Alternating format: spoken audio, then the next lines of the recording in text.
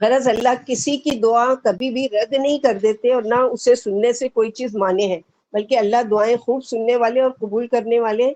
اس آیت میں دعائیں مانگنے کی شوق دلایا گیا اور یقین دلایا گیا کہ کسی کی دعا رد نہیں کی جاتی۔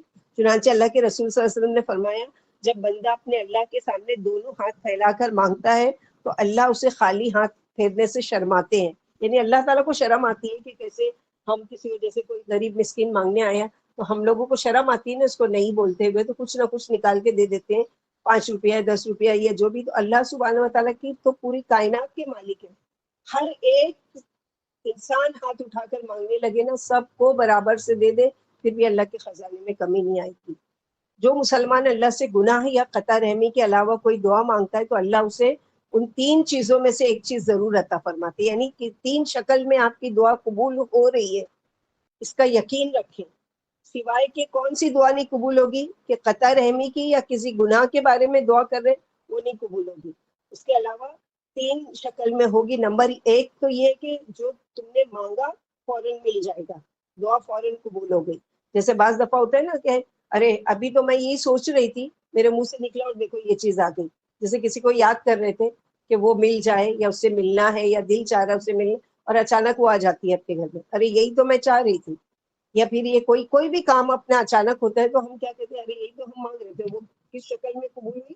فوراً دعا قبول ہو گئی، یعنی آپ نے مانگا، اللہ کی مشیت سے وہ چیز آپ کو فوراً مل گئی۔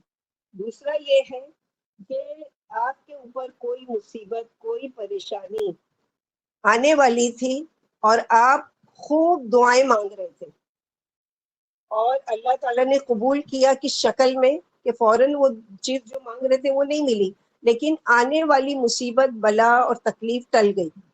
تو جب بھی دعا کوئی مانگے ہیں اور وہ نہیں قبول ہوئی تو سوچو کہ اب یہ اس کے علاوہ یہ 2 شکل میں تو میری قبول ہوئی ہوگی، یا تو میرے اوپر کوئی مصیبت کوئی تکلیف کوئی پریشانی کوئی بیماری آنے والی تھی، اللہ تعالیٰ اس کو دور کر دیے، یا پھر یہ ہے کہ آخرت میں ذخیرہ کر دیتے ہیں، یعنی وہ جمع ہو جاتی ہے جا کے آخرت بینک میں۔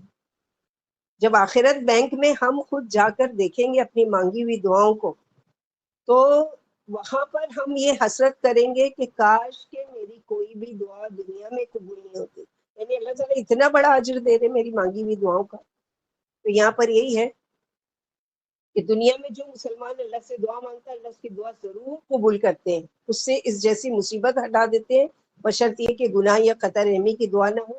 ہر دعا قبول ہوتی ہے اگر جلدی نہ کی جائے، نہ یہ کہا جائے کہ ہم نے دعا مانگی تھی مگر قبول نہیں ہوئی، یہ کبھی نہیں الفاظ، میں تو اتنا مانگتی ہوں لیکن میری دعا قبول، میں تو بہت گناہ گار ہوں میری دعا قبول نہیں ہوتی، ایسا نہیں۔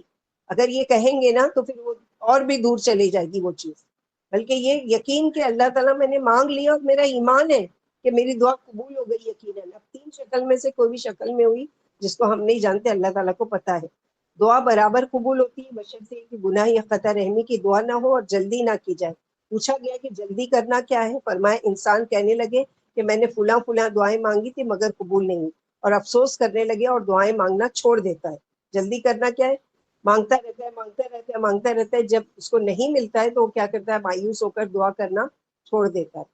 دعا کرنے والا برابر بھلائی پر رہتا ہے جب تک جلدی نہ مچائے۔ پوچھا گیا جلدی مچانا کس طرح ہے؟ فرمایا کہنے لگے میں نے رب سے دعا مانگی تھی مگر وہ قبول نہیں ہوئی۔ عائشہ صدیقہ رضی اللہ عنہا فرماتی مومن کی دعائیں ضائع نہیں ہوتی، یا تو اس کا دنیا ہی میں ظہور ہو جاتا ہے، یعنی اس کو دنیا میں وہ چیز مل جاتی ہے، یا ذخیرہ آخرت میں بنا دیا جاتا ہے، بشرطی کہ جلدی نہ کرے اور نا امید نہ ہو۔